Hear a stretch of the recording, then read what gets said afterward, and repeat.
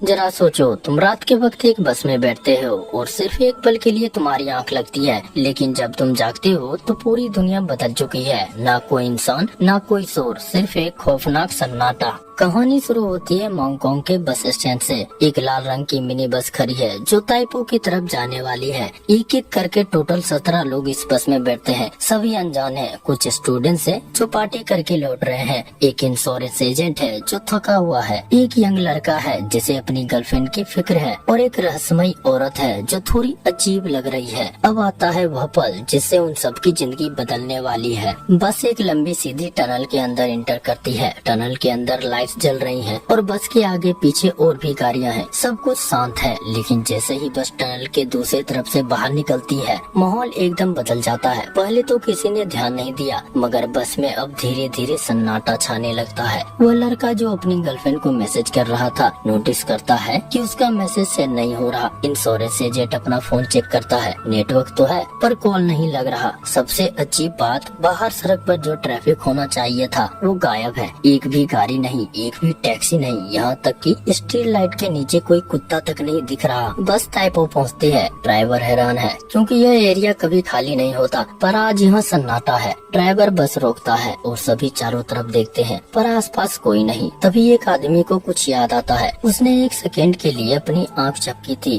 और जब उसके बाद उठा तो सब कुछ गायब था। सड़क पर आगे और पीछे अब कोई भी गाड़ी नहीं थी। तभी ड्राइवर को भी याद आता है कि जब वो गाना बदलने के लिए नीचे झुका और फिर आगे देखा तो कुछ भी नहीं था। और उसी वक्त बाकी पैसेंजर्स ने भी अपनी आंखें बंद की थी। मतलब इसी वक्त कुछ ना कुछ हुआ था, मगर क्या, किसी को पता नहीं। इंश्योरेंस एजेंट बोलता है, शायद हम सब मर चुके हैं। सारे पैसेंजर्स डर जाते हैं। तभी वो अजीब सी औरत बोलती है, हम मरे नहीं हैं, शायद हम किसी और समय में आ गए हैं। क्या हुआ है यह देखने के लिए कुछ लोग हिम्मत करके बस से उतरते हैं। वो देखते हैं कि दुकानें खुली हैं, रेस्टोरेंट में खाना टेबल पर रखा है, पर खाने वाला कोई नहीं है। ऐसा लग रहा है जैसे पूरी दुनिया से लोग एक ही सेकंड में गायब हो गए हैं। यहाँ लोगों में बेचैनी शुरू होती है। कुछ लोग चिल्लाते हैं कि कोई है, पर सिर्फ अपनी ही आवाज गूंजती है। वो इंटरनेट चेक करते हैं और तब उन्हें सबसे बड़ा झटका लगता है। पूरी दुनिया की न्यूज वेबसाइट रात के 2:08 के बाद अपडेट ही नहीं हुई है। मानो उनके लिए वक्त वहीं रुक गया हो। वह लड़का और एक लड़की साथ में बात करते हुए जा रहे होते हैं। तभी उस लड़के को दूर सड़क पर एक मास्क में पहना आदमी दिखता है। उसे देखकर लड़का डर जाता है, मगर जब वो दोबारा उसे देखता है तो वो मास्क मैन गायब हो जाता है। ये बताने के लिए जब वो उस लड़की की तरफ देखता है तो उसकी सांसें थम जाती हैं। लड़की का चेहरा नीला पड़ गया है और उसके बाल हवा में उड़ रहे हैं, लेकिन दूसरे ही पल लड़की नॉर्मल हो जाती है। जिन 4 स्टूडेंट्स को रास्ते में उतारा जाता है उसमें से एक को उल्टी होने लगती है और उसकी तबीयत बहुत बुरी तरह से बिगड़ने लगती है और उसका शरीर अजीब तरह से कांपने लगता है। उसके तीनों दोस्त जब उसे देखने जाते हैं तो उस लड़के के शरीर से धुआं निकलने लगता है और उसके शरीर का सारा मांस गल जाता है। यह देखकर तीनों लड़के अपनी अपनी जान बचाने के लिए भागते हैं। भागते भागते उसे वही लड़का मिलता है जिसने मास्क वाले आदमी को देखा था। वो तीनों उससे मदद मांगने के लिए जब उसके तरफ भागकर जा रहे होते हैं तो रास्ते में लाल टी शर्ट वाले एक लड़के का शरीर राख में बदल जाता है और उसके साथी का भी। आखिरी लड़के का चेहरा फूलकर ब्लास्ट हो जाता है। इसी बीच सबके फोन से एक साथ बजने लगते हैं। एक अनजाने नंबर से कॉल आता है। जब वो कॉल उठाते हैं तो दूसरी तरफ से कोई इंसान नहीं बोल रहा, बल्कि एक अजीब सी मशीन जैसी आवाज आ रही है जो बीप बीप करके कुछ कोड बोल रही है। वो अजीब सी बीप बीप वाली आवाज दरअसल एक मोर्स कोड है। बस में बैठा एक चश्मे वाला लड़का जो टेक्नीशियन है उस आवाज को डिकोड करने की कोशिश करता है। जब वो कोड को लैपटॉप पे एनालाइज करता है तो उन्हें एक मैसेज मिलता है, पर वो मैसेज उन्हें और भी डरा देता है। वो मैसेज किसी राहत या मदद का नहीं था, बल्कि एक चेतावनी जैसी लग रही थी। अब तक सबको लग रहा था कि शायद ये कोई मजाक है, पर मौत का नंगाना शुरू होता है। उनमें से एक लड़का जो काफी एनर्जेटिक था और सबको हिम्मत दे रहा था, अचानक उसके शरीर में आग लग जाती है। लोग उसके तरफ भागते हैं, पर देखते ही देखते उसका शरीर पूरी तरह से जल के राख में बदल जाता है। यह देख के सभी लोग इतना डर जाते हैं कि वो वहाँ से भागते हैं। जब वो वहाँ से भागकर बाहर आते हैं तो वही मिस्टीरियस आदमी उनको घूर रहा होता होता है। उन्हें लगता है कि वही इन सब का जिम्मेदार है। वो उसका पीछा करते हैं। पीछा करते वक्त एक आदमी को एक लड़की की लाश मिलती है जिसका बहुत बुरी तरह से रेप किया गया था। वो लड़का और एक आदमी मिलकर उस मास्क वाले आदमी को पकड़ लेते हैं, पर जब उसका मास्क हटाते हैं तो वो कोई एलियन या मॉन्स्टर नहीं बल्कि एक डरता हुआ इंसान ही निकलता है जो जापानी भाषा में कह रहा होता है। वह लड़का बार बार अपना मास्क मांग रहा होता है जैसे कि बाहर की हवा में कोई जहर हो, लेकिन डर के मारे वो लोग उसकी बात समझ ही नहीं पाते और वो मास्क वाला आदमी उनके हाथ से निकलकर भाग जाता है। वो लड़का अपनी गर्लफ्रेंड को सपने में देख रहा होता है। तभी अचानक उसकी आँख खुलती है। योतासाई को उसकी गर्लफ्रेंड का कॉल आता है। वह रोता है और कहता है कि वो लोग बस में फंसे हैं और सब गायब हैं। लेकिन उसकी गर्लफ्रेंड जो कहती है वो सुनकर उसके रोंगटे खड़े हो जाते हैं। वो कहती है, तुम कहाँ हो? तुम्हें गए हुए 6 साल बीत चुके हैं। यानी बस के अंदर बैठे लोगों के लिए बस एक रात गुजरी थी, पर बाहर की दुनिया के लिए 6 साल निकल चुके थे। अब तक 17 लोगों में से काफी कम बचे हैं। सब लोग एक कैफे में जमा होते हैं। तभी अचानक उस लड़की के बॉयफ्रेंड का चेहरा नीला पड़ने लगता है और उसका शरीर धीरे धीरे राख में बदलने लगता है। अब उन सबको समझ में आता है कि यह कोई नॉर्मल गायब होना नहीं है, बल्कि उसके शरीर में अंदर से कुछ ऐसा हो रहा है जो उन्हें अंदर से जला रहा है। योतासाई उन्हें बोलता है कि कल मैं घर गया था और तब मुझे मेरी गर्लफ्रेंड का कॉल आया था। वो बता रही थी कि हम 6 साल से गायब हैं। यह सुनकर सब डर जाते हैं। चश्मे वाला लड़का बगल में लगे केमिकल प्लांट को देखकर बोलता है, शायद केमिकल फैक्ट्री ब्लास्ट हो गई है जिससे हम सब मर गए हैं। बस ड्राइवर बोलता है, बस में पेट्रोल खत्म हो गया है तो मैं पेट्रोल पंप से पेट्रोल लेकर आता हूँ। उसके बाद हम सब केमिकल फैक्ट्री चलेंगे जिसे पता लगा सके कि क्या हुआ है। जब वो गाड़ी में पेट्रोल डालकर जा रहा होता है तभी पीछे से वो नशेड़ी आदमी उठता है। वह नशे में था इसीलिए उन दोनों में लड़ाई होने लगती है। बस ड्राइवर उसके कंधे पर एक बड़ा सा चाकू मारकर उसे गाड़ी से बाहर फेंक देता है और गाड़ी लेकर वहाँ से निकल जाता है। तभी कैफे में बैठे पैसेंजर्स में से एक लड़का उन सबको बताता है कि जब बस रुकी थी तो हम दोनों एक साथ उतरे थे और हमारे साथ एक लड़की भी उतरी थी जिसको मेरे दोस्त ने जबरदस्ती पकड़कर उसके साथ गंदा काम किया और उस लड़की को मार दिया। अब हमें पता चलता है कि उस मास्क वाले आदमी को पकड़ते वक्त जिस लड़की का रेप हुआ था और उसे मार दिया गया था,